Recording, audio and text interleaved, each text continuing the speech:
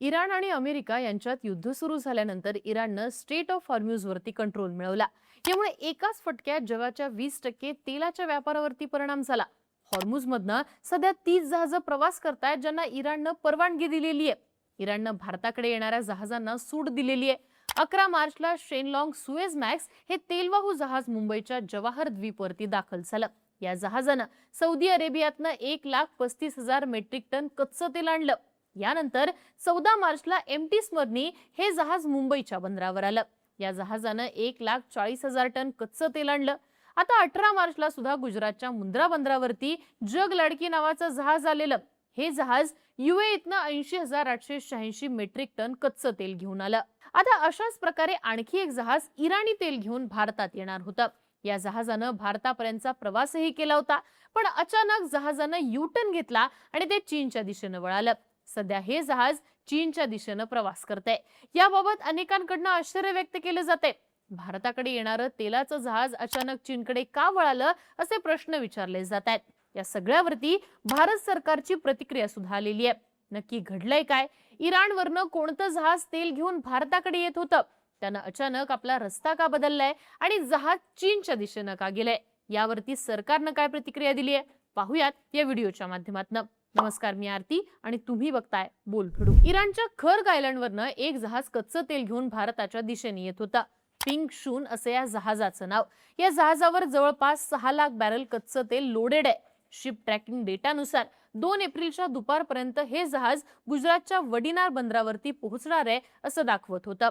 हे जहाज 2 एप्रिलच्या रात्री किंवा 3 एप्रिलच्या सकाळपर्यंत वडिनार इथं पोहोचेल अशी अपेक्षा होती, पण त्याआधीच या जहाजानं अरबी समुद्रातनं अचानक यू-टर्न घेतला आणि ते दक्षिणेकडे वळालं। महत्त्वाचं म्हणजे मागच्या 3 दिवसांपासून हे जहाज त्याचं डेस्टिनेशन भारत असल्याचं दाखवत होतं, पण आता या जहाजानं आपलं डेस्टिनेशन बदललं असून ते चीनचं डोंगिंग बंदर डेस्टिनेशन म्हणून दाखवतंय। डोंगिंग हे चीनच्या उत्तरेकडच्या शांदोंग प्रांतात वसलेले एक महत्त्वाचं बंदर आहे। सध्याच्या माहितीनुसार या जहाजानं भारताच्या दिशेनं पुन्हा कोणतीही हालचाल केलेली नाहीये। यावरनं हे जहाज आता चीनच्या दिशेला जातंय हे स्पष्ट झालंय। खरं तर भारतानं मे 2019 पासून इराणकडनं कच्चं तेल खरेदी करणं बंद केलेलं आहे। अमेरिकेनं 2018 मध्ये इराणी तेलावरती निर्बंध लादले होते, मात्र अमेरिकेनं सुरुवातीचे 6 महिने भारतासहित 8 मोठ्या देशांना मर्यादित प्रमाणात तेलाची आयात सुरू ठेवण्याची परवानगी दिली होती। ही सवलत मे 2019 मध्ये संपली आणि तेव्हापासून भारतानं इराणकडनं तेल खरेदी करणं बंद केलं। भारतातल्या तेल शुद्धीकरण कंपन्यांनी इराणी तेलाच्या सगळ्या ऑर्डर्स थांबवलेल्या आहेत, पण 28 फेब्रुवारीला इराण आणि अमेरिका यांच्यात युद्ध सुरू झाल्यावर आखाती देशांमधनं होणाऱ्या कच्च्या तेलाच्या पुरवठ्यावरती परिणाम झाला। त्यामुळे अमेरिकेनं इराणी तेलावरचे निर्बंध एका महिन्यासाठी हटवले। अमेरिकेनं इराणी तेलाच्या खरेदीवरती 19 एप्रिल पर्यंत तात्पुरती सूट दिलेली आहे। त्यामुळेच हे जहाज इराणचं तेल घेऊन भारताच्या दिशेने येत होतं। इंडियन ऑइल, नायरा एनर्जी आणि भारत पेट्रोलियम सारख्या अनेक कंपन्या गुजरातच्या वडिनार मार्गे कच्च्या तेलाची खरेदी करतात। त्यामुळे हे तेल या कंपन्यांपैकी एखाद्या कंपनीनं खरेदी केलं असण्याची शक्यता आहे। पण आता अचानक या जहाजानं आपला रस्ताच बदललेला आहे आणि ते चीनच्या दिशेने जात असल्याचं दाखवू लागलंय।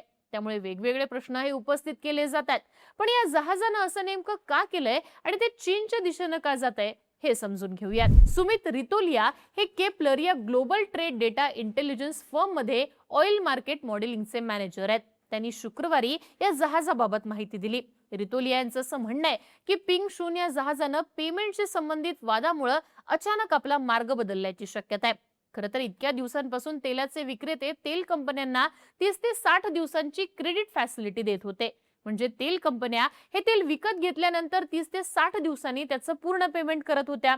याशिवाय कंपन्या या एखाद्या बँकेकडनं शॉर्ट टर्म लोनही घ्यायच्या, ज्याद्वारे तेलाचं पेमेंट केलं जायचं। पण आता इराणच्या तेल विक्रेत्यांनी हे पेमेंट लवकरात लवकर करण्याची अट घातलेली आहे।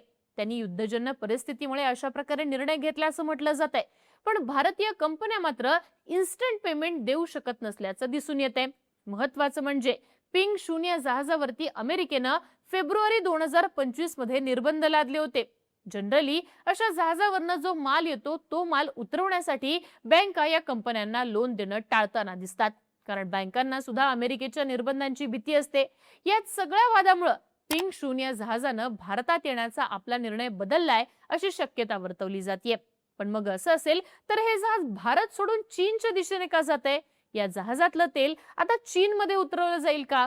तर हे जहाज ज्या ठिकाणी जात आहे ते डोंगिंग बंदर चीनच्या स्वतंत्र टीपॉट रिफायनरीचं प्रमुख केंद्र आहे. भारतीय कंपन्यांच्या विपरीत या चीनी रिफायनरीज अशा पेमेंट पद्धती वापरतात ज्या अमेरिकेच्या दबावापासून सुरक्षित आहेत. यासाठी त्या स्थानिक बँकांची मदत घेतात. म्हणजेच या कंपन्यांच्या पेमेंट सिस्टीमवरती अमेरिकेच्या निर्बंधांचा परिणाम होत नाही. त्यामुळेच पिंग शून जहाजाला गॅरंटी आहे की जहाजावरचं 6 लाख बॅरल कच्चं तेल चीनमध्ये नक्कीच उतरवलं जाईल. त्यामुळे आता या जहाजानं चीनच्या दिशेनं प्रवास सुरू केल्याचं म्हटलं जात आहे. पण असं असलं तरी हे जहाज पुन्हा भारताच्या दिशेनं वळण्याची शक्यता सुद्धा नाकारता येत नाही. सुमित रितोलिया यांनी संकेत दिलाय की जर भारतीय कंपन्यांनी पेमेंटशी संबंधित वाद सोडवला तर हे जहाज पुन्हा भारताच्या दिशेनं येऊ शकतं. पण जर असं झालं नाही तर मात्र तेलाची ही खेप चीन पर्यंत पोहोचवली जाऊ शकते. आता या सगळ्यावरती भारत सरकारची प्रतिक्रिया देखील आलेली आहे. केंद्र सरकारच्या पेट्रोलियम मंत्रालयानं यावरती उत्तर दिलंय. धक्कादायक म्हणजे सरकारने या सगळ्या बातम्या खोट्या असल्याचं म्हटलंय. पेमेंटच्या समस्येमुळे भारताकडे येणारं इराणी तेलाचं जहाज चीनकडे वळालं ही बातमी अफवा असल्याचं सरकारचं म्हणणं आहे. इराणी कच्च्या तेलाच्या आयातीत पेमेंटशी संबंधित कोणतीही समस्या नाही आणि भारताकडे येत असलेलं कोणतंही जहाज या समस्येमुळे चीनच्या दिशेनं वळालेलं नाही असं सरकारनं म्हटलंय. एकूणच सध्या इराणी तेल घेऊन येत असलेल्या पिंग शून या जहाजाची चर्चा सर्वत्र होतीये. भारताच्या दिशेने येत असलेलं हे जहाज चीनकडे वळालं यामागचं कारण भारतीय कंपन्यांना पेमेंट करण्यात अडचण येत असल्याचं म्हटलं जातंय. भारत सरकारनं मात्र असं काही घडलं नसल्याचं स्पष्टीकरण दिलंय.